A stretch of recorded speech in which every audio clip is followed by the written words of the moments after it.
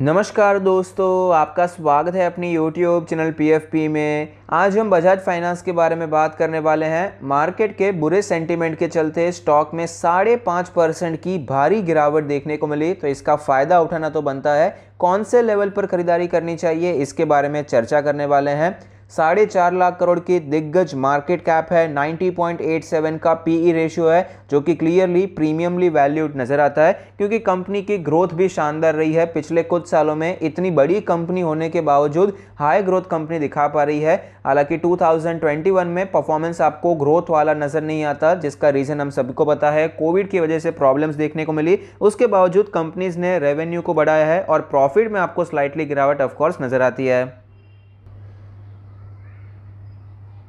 2021 में स्टॉक ने बहुत ही अच्छा परफॉर्म किया है। तकरीबन 5,500 के लेवल से शुरू किया, स्टॉक में तेज़ी देखने को मिली, 6,000 तक गया, गिरावट देखने को मिली, 4,500 के लेवल्स रिविजिट हुए थे, अपने 200 डेज के मूविंग एवरेज पर सपोर्ट लिया। कंपनी के रिजल्ट्स आए, मार्केट को रिजल्ट्स बहुत अच्छे लगे। उसके बाद कंटिन्यूसली स्टॉक हमें ऊपर जाता हुआ नजर आया और 8,000 तक हमें ये पहुंचता हुआ नजर आया था। और रिसेंटली स्टॉक में गिरावट देखने को मिली है। रिसेंटली जो स्टॉक का सपोर्ट था वो टूटता हुआ नजर आता है। 20 डेज का और 50 डेज का मूविंग एवरेज हमें टूटता हुआ नजर आया। आज स्टॉक ने इंट्राडे बेसिस पे अपने 100 डेज के मूविंग एवरेज को भी तोड़ दिया था। शॉर्ट टर्म का ब्रेकडाउन आपको यहां पर दिखाई पड़ता है। इसका जो सपोर्ट जोन था 7250 से 7300 का जो जोन था, ये आज हमें डिसाइसिवली टूटता हुआ नजर आया। क्लियरली एक ब्रेकडाउन दिखाई पड़ता है। तो अगर किसी ने भी शॉर्ट टर्म के लिए पोजीशन बनाई है तो ऑफकोर्स एग्जिट लेना बहुत ज़्यादा ज़रूरी है, क्योंकि जब हम शॉर्ट टर्म के लिए पोजीशन बनाते हैं, ट्रेड लेते हैं, तो कंपनी से कोई मतलब नहीं है, ट्रेड से मतलब है, स्टॉप लॉस टारगेट से मतलब होता है। तो शॉर्ट टर्म के लिए तो ये हमें वीक होता हुआ नजर आया, लेकिन लॉन्ग टर्म इन्वेस्टर्स के लिए ये बहुत ही अच्छी अपॉर्चुनिटी है। डेली आरएसआई आपको बहुत ही ज़्यादा वीक नजर आती है, 32 के आसपास पहुंच चुकी है।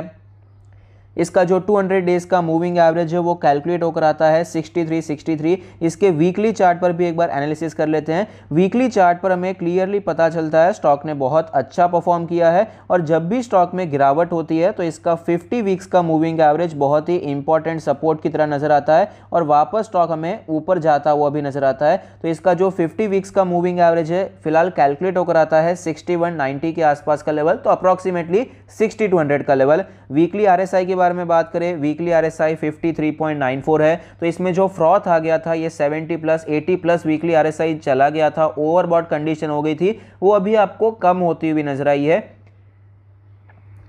यहाँ पर ओवरबॉट सिचुएशन आपको खत्म होती हुई नजर आती है और वैल्यू क्रिएट होती हुई नजर आती है। तो लॉन्ग टर्म इन्वेस्टर्स के लिए ऑफकोर्स ये बहुत ही अच्छी अपॉर्चुनिटी है। तो कौन से लेवल पर खरीदारी के बारे में सोचना चाहिए, तो यहाँ पर ये जो लेवल बनकर आता है बहुत ही इंपॉर्टेंट लेवल है। 6250 से करके 6500 का ये पूरा जो जोन है बहुत ही अच्छा जोन है, जहाँ पर खरीदारी के बारे में सोचा जा सकता है, एक्यूमुलेशन की रणनीति अपनाई जा सकती है। ये 200-300 रुपए का जोन है, बजाज फाइनेंस के लिए कोई बड़ी बात नहीं है 200-300 का मूवमेंट करना।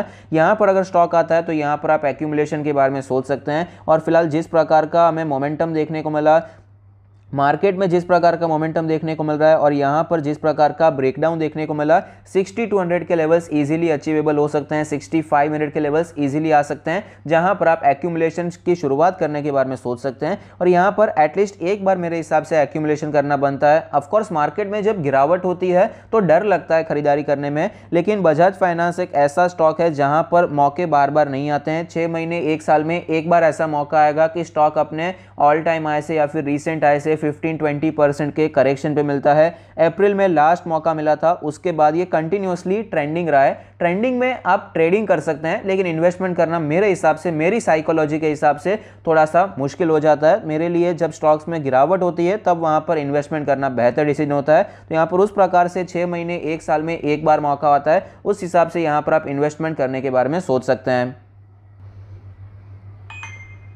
बजाज फाइनेंस के बारे में बात कर रहे हैं तो बजाज फिनसर्व के बारे में भी बात करते हैं। 2,85,000 करोड़ की दिग्गज मार्केट कैप है, 67 का पीई रेशियो है, 17,780 का लास्ट ट्रेडेड प्राइस है। यहाँ पर फाइनेंशियल ट्रेंड के बारे में बात करें तो क्लियरली फाइनेंशियल ट्रेंड हमें ऊपर जाता हुआ नजर आता है। रेवेन्यू प्रॉफिट्स में बहुत अच्छा इंप्रूवमेंट ओवर द ईयर्स हमें देखने को मिला है।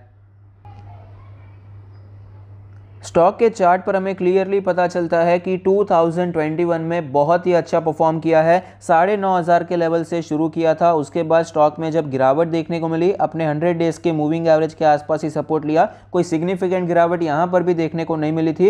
ये कंटिन्यूसली स्टॉक हमें ट्रेंडिंग ही दिखाई पड़ता है। बजाज फाइनेंस से ज़्यादा ट्रेंडिंग आपको बजाज फिनसर्व फिलहाल दिखाई पड़ता है। पास्ट में ऐसा देखने को मिला है 2018-17 में कि बजाज फाइनेंस ज़्यादा अच्छा परफॉर्म कर रहा था और बजाज फिनसर्व कंपैरेटिवली लैग करता हुआ नजर आता था। लेकिन फिलहाल 2021 में बजाज फिनसर्व ने एक्चुअली बहुत अच्छा परफॉर्म किया है। अच्छी ट्रेंड यहाँ पर हमें दिखाई पड़ती है और फिलहाल भी इसका जो कंडीशन आप देख पाएंगे, स्टॉक का जो चार्ट है आपके सामने है।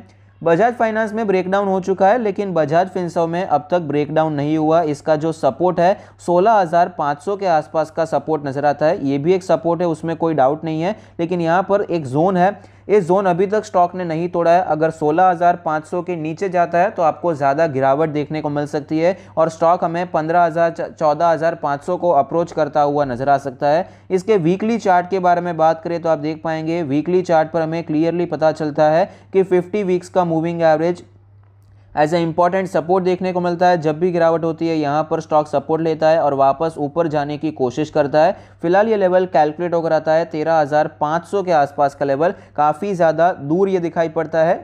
इसका रीज़न मैंने आपको ऑलरेडी बताया कि फिलहाल बजाज फिनसर्व बजाज फाइनेंस से ज़्यादा बेहतर परफॉर्म कर रहा है। तो यहाँ पर अगर आप इन्वेस्टमेंट करना चाहते हैं तो हमें अभी तक वॉच आउट करना है, क्योंकि ब्रेकडाउन नहीं हुआ है, उसी लेवल पर उसी जोन पर ये ट्रेड कर रहा है। तो जब तक ये 16,500 के ऊपर है तब तक ये आपको स्ट्रांग नजर आएगा। अगर उसके नीचे जाता है 16,500 के लेवल को तोड़ देता है तो यहाँ पर 14,500 का जो लेवल है बहुत ही अच्छा लेवल है, जहाँ से आप इन्वेस्टमेंट करने की शुरुआत कर सकते हैं, एक्यूमुलेशन की रणनीति अपना सकते हैं। तो दोनों ही बेहतरीन स्टॉक हैं, बेहतरीन ग्रुप के स्टॉक हैं, निफ्टी 50 का हिस्सा है। लॉन्ग टर्म पोर्टफोलियो में इसे ऐड करने के बारे में सोचा जा सकता है। Thank you, stay happy, happy investing.